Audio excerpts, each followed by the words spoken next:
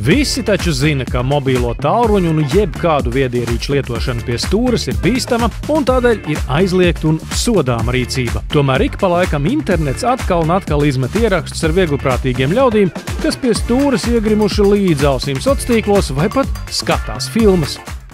Telefons un braukšana nav apvienojams lietas, ja mēs gribam braukt droši. Un tīpaši ziemā, telefonu nedrīkst izmantot pie stūres pie jebkuriem laikapstākļiem. Ziemas apstākļos vēl jau vairāk, jo jebkurš manevrs, jebkura darbība pie stūres aizņems vairāk laika, jebkurā gadījumā, tāpēc, ka ir slidens, mašīna tik ātri nenorēģē, ja? Un arī jautājums ir, kāds ir mūsu pašu prasmes vispār.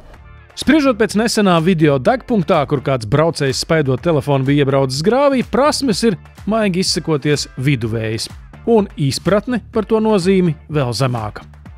Stūrējot, braucot, mums ir jāvāc ļoti daudz informāciju no ceļa, un jebkura lieta, kas var mums tā kā aizkavēt šo informācijas ievākšanu, ir tas brīdis, kad mēs kaut ko neesam ieraudzījuši.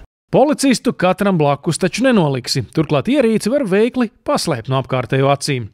Galvenais ir pašiem autovadītājiem saprast, ka autovadīšana pēc definīcijas ir bīstama lieta. Ja? Tā kā Skandināvijā jaunos autovadītājus vispār sagatavo gandrīz kā potenciālos noziedznieks, ja? Jo tas faktiski ir instruments, kas tev ir dots, ar ko tu pārvietojies, bet tu vari nodarīt kādam ļoti pāri. Es negribu nevienu iedzīt kaut kādā dziļā depresijā vai bailēs no tā, ka ir jābrauc ar automobīlu, bet ir jāņem tā lieta nopietni. Šeit palīdzētu sabiedrības iesaiste, proti, ja citi vadītāji aizrādīti pārkāpējiem, protams, pieklājības robežās.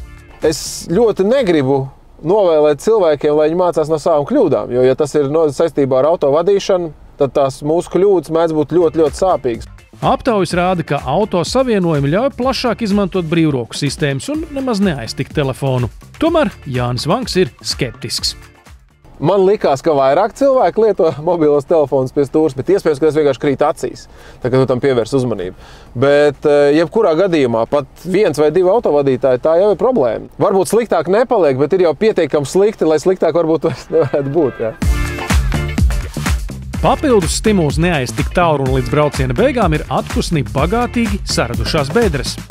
Bedrēs nevajag braukt iekšā, bet ja tās izvairīšanās no bedres paģēr to, ka mēs varam kaut kādā veidā uztaisīt sev lielākas problēmas, tad, protams, labāk ir atcerēties to tehniku, kā tajā bedrē iebraukt pareizi. Iebraucot bedrē, mēs nedrīkstam būt uz bremzes, ja? Mēs nedrīkstam bremzējot iebraukt bedrē. Ja bedra ir liela, vai to ir vairākas, bet pretējā joslā tādu nav, var mēģināt apbraukt lamatas pa pretējo pusi. Taču šis manevrs saistīts ar paaugstinātu bīstamību. Iebraukšana pretējā braukšanas joslā ir bīstams manevrs pie jebkā, vai tā būtu apdzīšana vai bedres apbraukšana šajā gadījumā. Tumsā tā problēma ir tāda, ka iebraucot pretējā joslā, apbraucot bedri, mēs nezinām, varbūt tajā tur ir vēl lielāka bedra. Labākā metode, kā nepārsist riepu bedrē, ir tajā vispār neiebraukt. Apdzīvotās vietās ieteicams samazināt braukšanas ātrumu, ārpus tām apbruņoties ar kārtīgām gaismām. Tumšajā laikā braucot maksimāli, kur varam, izmantojam vistālākos uguņus, kas mums ir. Ja? Tad tālās gaismas, ja mēs varam, ja mēs drīkstam, varam tur tajā ceļa posmā lietojam, jo tas mums dos kaut kādas papildus sekundes, lai mēs varētu tomēr nolasīt šo ceļu uz priekšu.